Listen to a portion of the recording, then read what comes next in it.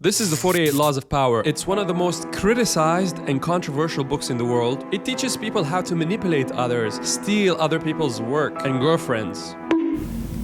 It's literally been banned in prisons because people were fearful of inmates freaking manipulating and killing each other because of the lessons that they learned in it. And it's been quoted by the richest celebrities in the world. Today we're going to be ranking some of the laws in the 48 Laws of Power from you're good, meaning these are essential laws that you should learn and it doesn't necessarily make you a bad person if you use them, to pure evil. You're literally a menace to society and you should be put down. So let's begin. Law number 1, never outshine the master. This is the law of kissing ass, how I'd like to call it. It basically teaches you how to use people who are higher than you and get things out of them. Basically, hundreds of years ago, there was a country called France. I don't know if you've heard of it, but yeah. And this country had a finance minister, basically the guy who controls all the money. So he pretty much steals a lot. And his name was Nicolas Fouquet. I hope I don't get demonetized. Fouquet. Anyways, Fouquet was a pretty rich guy. He had the building in Fortnite. Literally, it was inspired by Fortnite, his building. It's called Château de Vaux-le-Vicomte. It was an amazing palace and he got the most amazing architects to build it for him. Anyways, when the Prime Minister of France died, Fouquet wanted to take his position. The Prime Minister is a powerful position. It's pretty much the second person after the king. But the only way he could get that position is by showing how amazing and cool he is. So he threw the biggest party. It was pretty much like Project X, but in the 17th century. And he invited the highest nobility people. And also he invited the king, Louis XIV, who was king of France at the time. He was the person in charge of everything. And the goal is to make such an amazing party where Fouquet showcases how capable and rich and cool as fuck he is. And that way, King Louis XIV would give him the prime minister position. So he had the best musicians, fireworks. He brought food from different countries. It was the most exquisite thing you could ever be in. The next day, Fouquet gets arrested for the charge of stealing from the treasury. Even though King Louis XIV knew that Fouquet was taking money and it was approved by him, he was still arrested simply because King Louis XIV is a freaking crybaby. His ego got hurt by how amazing the party was and how big Fouquet's mansion is. And he was like, why did Fortnite put his mansion in their game and not my palace? And he put Fouquet in solitary confinement for 20 years. And he placed a different guy in charge of the money of the country. And that guy threw the stupidest, most boring parties and he funneled all the money from the treasury to King Louis XIV's pocket, which he used that money to build an even better palace, a more expensive one. And he brought the same architects that made Fouquet's Fortnite building and he built for himself Palace de Versailles. So Fouquet thought that he was going to impress Louis XIV enough to get the prime minister position, but instead he triggered his insecurity and he got 20 years of prison and he died in prison because of that. So the lesson is, don't make the people who are higher than you in positions feel insecure and jealous. There's so many examples of this in real life. Megan Fox got super famous because of Transformers 1 and 2, and then she got interviewed, and in the interview she said that Michael Bay, the person who is directing the movies, is the same as Hitler. Yeah, she actually said that, and she got fired immediately and didn't get casted as Transformers 3. We all know this story where an employee is working really hard in a company, but their boss is feeling threatened by them and he doesn't want to get replaced, so they always try to hide their accomplishments or claim their accomplishments to be theirs. As humans, we tend to empathize with those who are weaker than us. When we get approached by someone who's always showing off, who has all the things that we don't have, we don't feel inclined to help them. But if we were approached by someone who seemed weak, who was in a worse position than us, then we'd be happy to share all our knowledge with them and we'd be personally invested in their situation. This also aligns with the book How to Win Friends and Influence People, where the author tells you to basically ask people for their opinion and their help, and that would actually make them feel more valuable. If you have someone who's in a higher position than you and you feel like they're being insecure about you or threatened, you can come to them and ask for advice, and that's going to actually make them less weaponized against you. There's also a second lesson from this story, and it's the concept of evil eye, and it's the idea of being careful of how you flaunt or show your wealth. When you show to everyone how much money you're making or all the amazing possessions you have, it attracts evil eye. It attracts haters who might feel threatened and jealous by you. It's the same as Fouquet showing how much money he has and his amazing Fortnite palace, and instead of making people like him, it made people insecure and jealous. So the best way to thank someone for an opportunity that they gave you is by making them look better. Some of you guys know this, but I'm an actor and I work in commercials, and if I get selected by a director, my job is to make the director look good because he made the decision to bet on me. When I'm on the shoot, I don't show to the client if he has any inconsistencies. I don't try to outshine him. If you find that it's impossible for you to not be amazing, I know I do.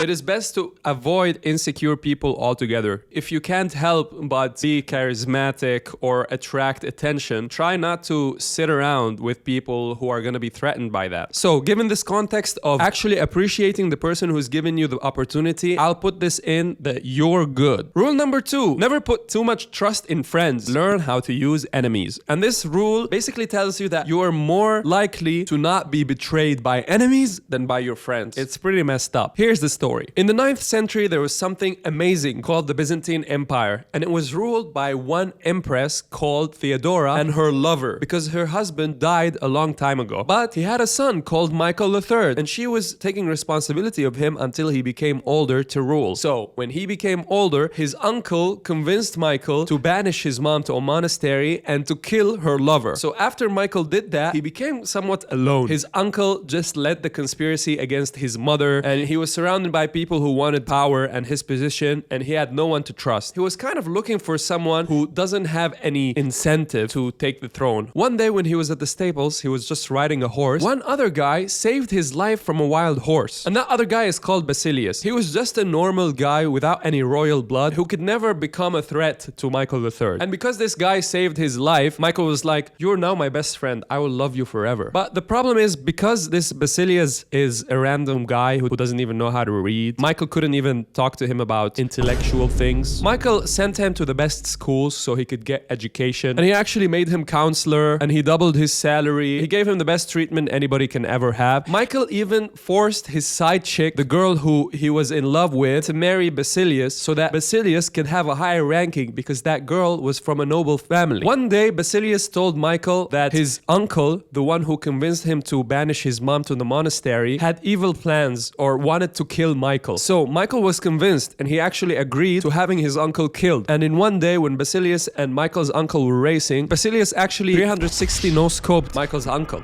to death. And naturally, Michael gave Basilius his uncle's position, which was the leader of the army. So I think you can see where this is going. Basilius had so much time and all the right conditions for him to become really close with the army and build nice relationships. And when one day Michael asked Basilius for some money because he was spending so much, he assumed that Basilius would be grateful. But Basilius was actually super angry, and the next day Michael woke up surrounded by soldiers and Basilius, and they freaking stabbed him to death. When you ask your friend to give you money, and this is how they respond. Overreaction much? Basilius the next day went on a horse in the city with Michael's head on a pike, advertising to everyone that he is now the emperor. So Basilius pretty much went from being a normal dude who doesn't even have royal blood or doesn't even know how to read to being the emperor of the Byzantine Empire, simply because he gained the trust of Michael. In general, people want to believe that the reason they have the position that they have is because of the effort they put in, not because of outside circumstances. If a friend were to point out to us that the reason we have what we have is because of them, it has a level of pity and condescension to it, and it might actually grow resentment to that friend. Along the way, there were so many red flags that Basilius showed, but Michael ignored simply because he was his friend. If Michael had put an enemy that had stated that they weren't an enemy anymore, at least Michael would have kept his guard up the whole time. He wouldn't have ignored all the red flags. The enemy wouldn't have been able to betray him because Michael wouldn't have given him so much power so easily without questioning. In this rule, you kind of see the continuation of rule number 1 if Louis XIV hadn't ignored how rich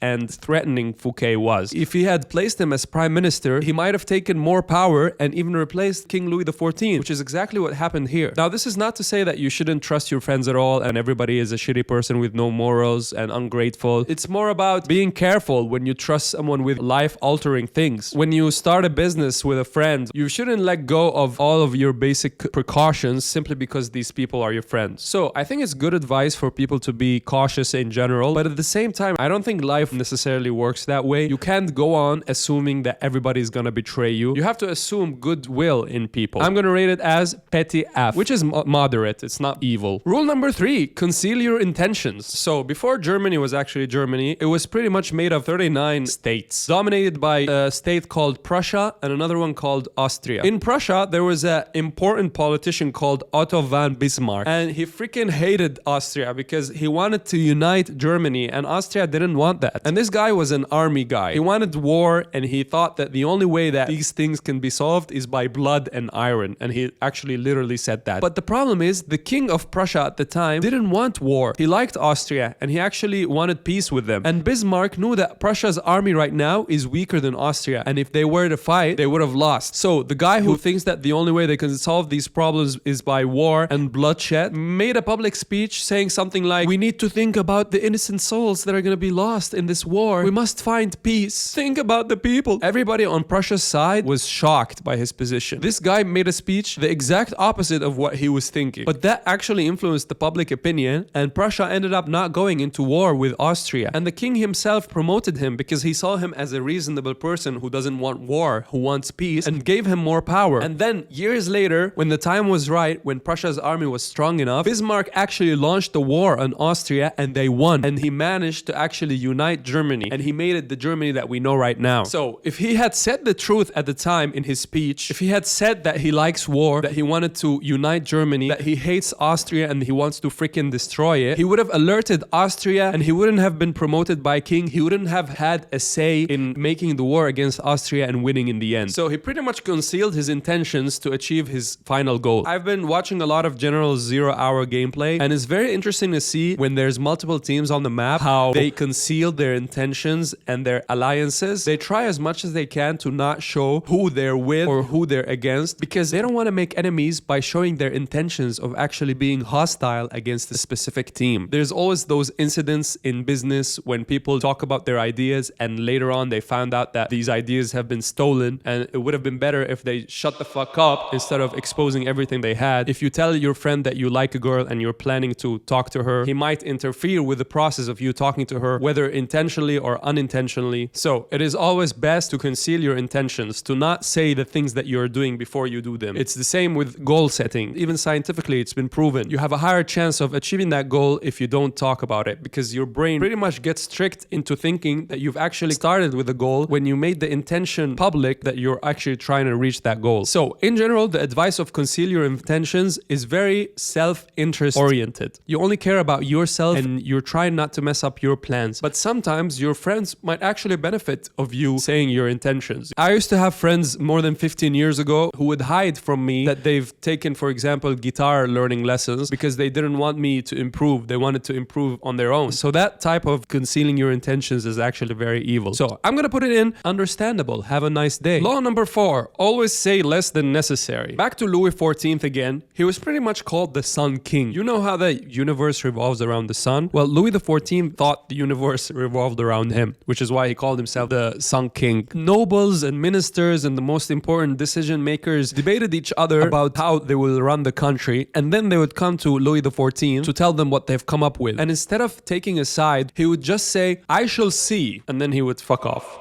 No one knew what decision he made until he actually made it, and they would actually see that reflected in the country and in his actions. The reason he was perceived as the center of the universe is that his word had such important meaning. They had so much value, because the less you speak, the more value your words have. It's simple supply and demand. You know that friend who always has something to say about everything, whether it's accurate or not accurate? That friend doesn't have a lot of value to his words. But when someone who doesn't speak a lot says something, you know that you should take that into more consideration. You should give that more attention. It's the same with dating. You know that meme of having a crush on someone until they freaking open their mouth and you start understanding how dumb you were because you idealized them? The less you say, the more you give space for people to project their aspirations on you. It's the same reason why actors don't get a lot of benefits and actually might hurt their careers from having a social media presence and having a strong public opinion on things. Because when you start watching their characters, you're unable to believe it because you are associating their public opinion and online persona to that character. But when someone is anonymous, you don't know how they think, it's easier for you to believe the character. Talking a lot also implies insecurity. The person who is secure doesn't need to talk so much. Me and my friends were playing this game called Mafia. There's basically one person who kills the others and one detective. And I remember specifically, there were two people. One was innocent and the other was the killer. And I knew for a fact who the killer was. And when I asked the innocent guy, he just replied with a couple of words. He didn't have anything to hide. But the overcompensation from the person who was the killer made it so clear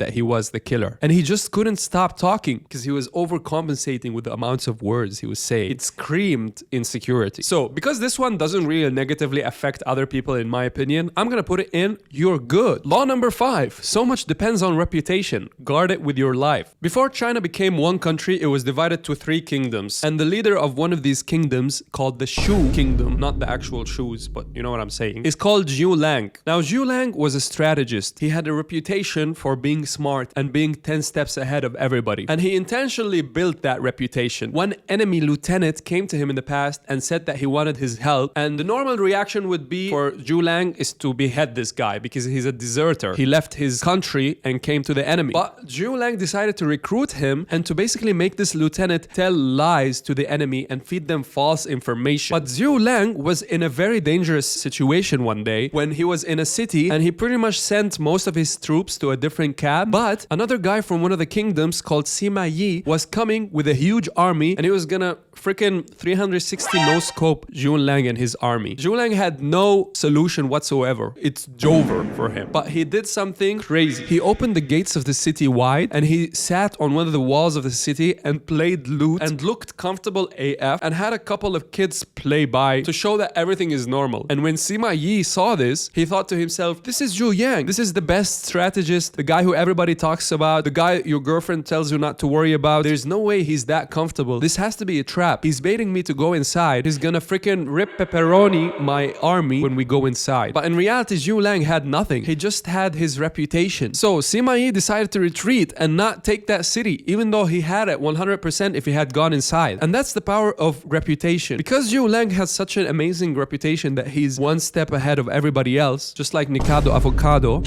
he was able to win that battle without any army, without any soldiers, and simply using the branding that he has. We see these millionaires pay millions of dollars to build their reputation and branding. Elon Musk allegedly pays a guy to play video games in his account so he can seem more pro and relatable. But it fails because it's ingenuine. Mark Zuckerberg is trying hard to rebrand to show a reputation of someone who's relatable, who's liked, because it actually affects his business positively. But it's also failing. People are able to detect when things are ingenuine. So when you try to display something that is not real about yourself, people can always tell with your small interactions, with the way that you express yourself. There's no way that you can keep the act up. The only way you can have a good reputation is by actually being a good person. Tell the truth. When you don't do anything that you personally believe is bad, you actually feel confident and you're able to represent yourself. You don't have a fear of being exposed and people could never find anything bad because you actually don't do anything bad. Another extra tip that you can learn from this, we all have these friends or people in our lives who they always leak your secrets or your stories. You tell them something personal to you and the next day you go to school and you find out that everybody in the school knows your secret. You can actually use these people to spread things that you want people to know about yourself. So this idea of artificially crafting your reputation sucks. But the only way to care about your reputation is by actually being a good person. You cannot control anything else. So I'm gonna put this in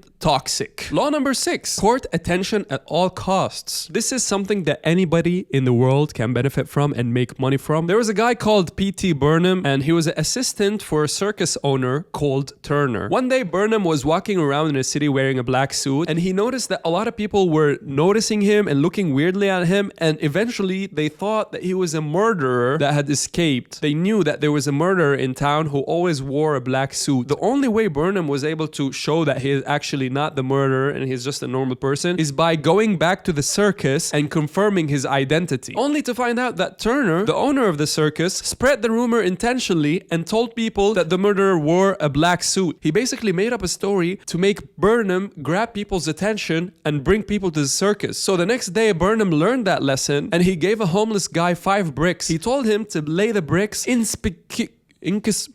inconspicuously on the side of the street without talking to anyone, without explaining anything. And then when he was going back to pick the bricks again and go back into the circus, when people saw him in the street, they were like, what the frick is this guy doing? They were super mesmerized by it. They didn't know what was the reason for this. And they actually had to pay for the circus ticket to go inside to unveil the thing that was being sheltered or masked because they wanted an explanation for this. It was actually a museum, not a circus. But anyway, the first day, more than 1,000 people were drawn to the museum with this tactic. So what Burnham understood found is that there's no type of bad attention. Even when critics would talk shit about him in the magazines, he would welcome it, and he would even write negative articles about himself simply because he still wanted to be the talk of the town, regardless of whether or not it's negative or positive. He wanted people to have an opinion, because everybody knows that the only thing worse than people talking negatively about you is them not talking at all, is them not caring about you at all. And we can literally see this in the modern world, how certain people do specific things just to be the talk of the town. It doesn't matter. They will learn how to leverage the attention, whether it's negative or positive. They will say crazy things, regardless of whether or not it's true or false, simply because they want people to remember them, to talk about them, to elevate the attention that they're getting. The best way for Miley Cyrus to get the attention that she was losing is by doing something crazy outlandish, to rebrand herself, to become the talk of the town. She knew that being forgotten is worse than being criticized. There are certain people in the world who use this strategy. I was walking in the streets of Malaysia one day and I noticed something interesting. The singers don't just sing, they bring someone with them who does weird dance movements and looks funny. They notice that if they put this guy that grabs people's attention, they actually double or maybe triple how much people pay attention and listen to them. So attention is always going to be an important currency if you want to be successful, but at the same time, don't have the mentality of the ends justify the needs. You could have negative implications on society. So I'm going to put it in understandable. Have a nice day. Get others to do the work for you, but always take the credit. Okay, I think you already know how toxic this is going to be. So Tesla was a brilliant scientist and he worked at Edison's company. Edison told him, I'm going to give you $50,000 if you can fix my engine and make it better. Tesla was like, holy shit, I'm going to be rich. And he worked like 18 hours a day and he actually made a better version of Edison's dynamo, the engine. And when Tesla came to Edison and gave him that, Edison was like, buddy, you don't understand our American humor, because Tesla was European. He literally gave him a small raise and didn't give him the $50,000 that he owed him. So Tesla was like, fuck this, I'm out, and went to work in a different company owned by George Westinghouse. Now, Westinghouse was kind of a competitor to Edison. Him and Tesla worked on something called the AC, which is the alternative current system. Basically, the alternative current system is what we're using today. And even though it was pretty much the creation of Tesla and he's the one who worked on it, while Edison fought him and told people it was too dangerous, and he even orchestrated fake accidents just to show that the AC current system is shitty, Tesla managed to show how effective it was while he was working at George Westinghouse company. But when it came to actually making money from it, his name got lost in the shuffle and a lot of scientists started claiming different things, and Westinghouse offered Tesla $200,000 instead of the $12 million that he was supposed to make from the royalties of making the AC system that's so amazing that we're currently using right now. And eventually everybody credited the AC system to Westinghouse instead of Tesla, simply because Tesla didn't protect his rights. So in the beginning, Tesla made the dynamo so much better for Edison, and Edison stole his rights and didn't even give him money. And then Tesla came to Westinghouse and made the AC system, and Westinghouse stole his money, and the AC system wasn't even credited to him. So this is one of the most brilliant scientists that didn't even get enough money or credit for their work, simply because they didn't protect their right. This is one of the laws that give the book the evil or bad name. Get others to do the work for you, but always take the credit. This is written from Westinghouse and Edison's point of view. It basically teaches you how to be an evil person in this situation. I think a good lesson that could be learned from this is delegation. YouTubers always talk about hiring editors or people that can do the work for you so that you can focus on more important things. And when you're working in a team project, it's always smart to keep in mind how much work you're putting in. Don't allow yourself to be undervalued or underrepresented in the end. Don't do what the book is saying directly, to be lazy and let other people work and then claim their work. That's not something a moral person would do. And that's not good for your reputation. So this law is going to be the first one to get the pure evil rank. Make other people come to you.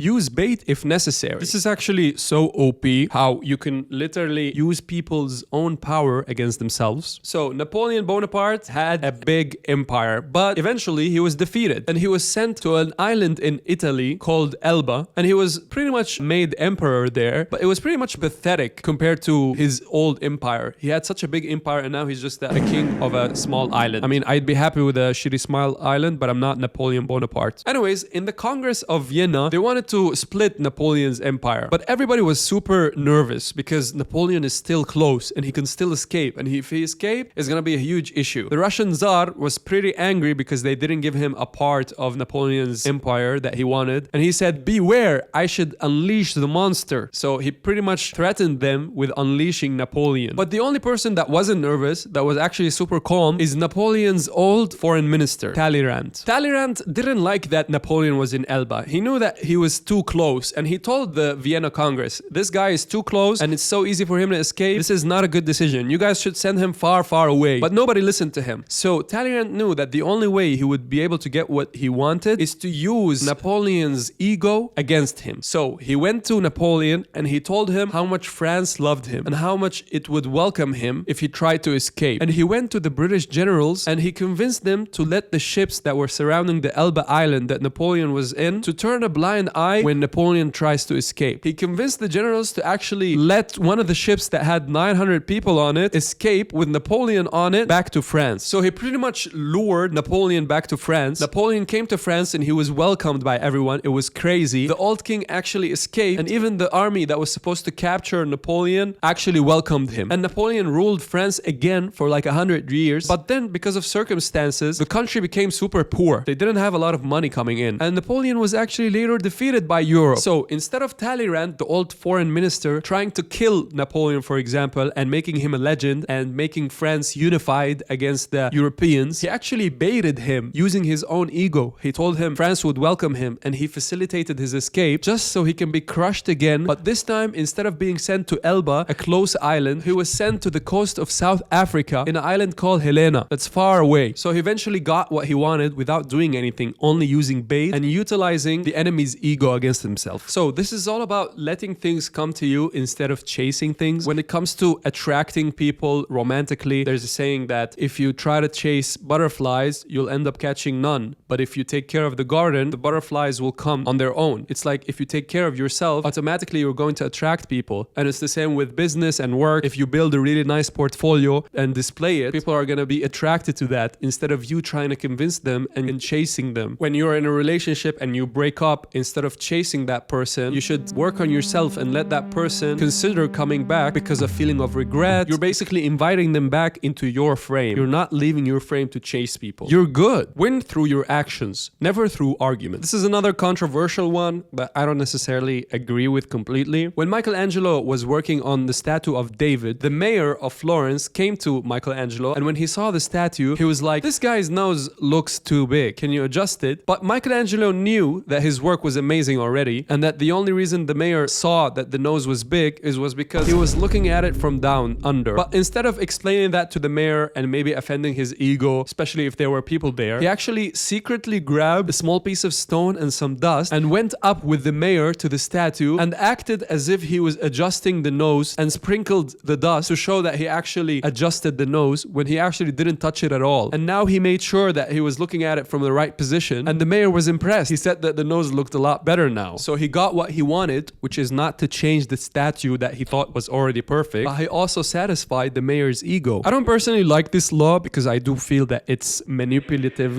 I used to direct commercials before I got into YouTube, and I used to have a lot of arguments with clients who wanted specific things that I knew were bad for the project, and eventually I would have to lower the quality of my work because the client asked me to. And this is actually one of the bigger reasons why I left directing for clients and I moved more into YouTube, because here there's nobody that I answer to that can affect the quality of my work. I don't want to have to fool people to convince them that I've changed things when I actually haven't. But I love the idea of action versus words. You can try to convince someone for 100 years by talking to them, but it's no comparison to actually being a good person. You can brag so much to your friend about how many girls you talk to and have so many stories, but it's not going to have the same effect of you actually being seen with girls and showing your charisma instead of talking about it. It's a superficial example, but yeah. I think actions over talking is a good thing, but at the same time, if you're going to be manipulative, the same as Michelangelo did with the mayor, I think that is morally questionable, so I'm going to put it in petty AF. Rule number 10, infection. Avoid the unhappy and unlucky. I personally think this is one of the most important rules. There used to be a girl called Marie Gilbert, and she called herself Lola Montez. She migrated to Paris, and she started dancing there as a career, but eventually she became a courtesan, basically a prostitute. And she was actually one of the most successful prostitutes in France at the time. But she wanted to enhance her dancing career. And she knew that one guy could help her. His name was Alexandre de Jarier. And he was the owner of the biggest newspaper at the time. And she knew that he likes horse riding. So she orchestrated meeting him and charmed him. And by the way, she was a great seducer, and she was mentioned in The Art of Seduction by Robert Greene, the same writer of this book. Anyways, she was actually able to revive her dancing career using Alexander. And even though she was a known courtesan and it wasn't very respectable, and Alexander was actually respectable and had a high position, he actually talked about her publicly and told people that he was gonna marry her, even though she hadn't told him that she was already married to a British guy and she didn't get a divorce. Anyways, because of this, people started looking negatively at him. I mean, he's literally being a simp. And she was pretty toxic as well. They would fight a lot, and in one night he was invited to a party and he didn't take her, and he had an argument with a guy because he was drunk, and presumably this guy talked shit about his prostitute girlfriend and ended up challenging Alexander for a duel, like a gun duel. The guy he challenged was Jean-Baptiste Rosemont de Beauvalon. Sorry, I'm working on my French. And this guy was the best gun handler and duelist in France at the time. So it's safe to say that Alexander was 360 no-scoped. Lola, his prostitute wife, left Paris and went to Munich. And in Munich, she knew that it would be beneficial for her to actually be with King Ludwig, who was the king at the time. So she orchestrated an accident and landed at the feet of his advisor. And when she used her charisma to get this guy to introduce her to Ludwig, she heard Ludwig from behind the door saying he doesn't have time to be introduced to random people. She barged into the room with her dress torn and her boobs showing.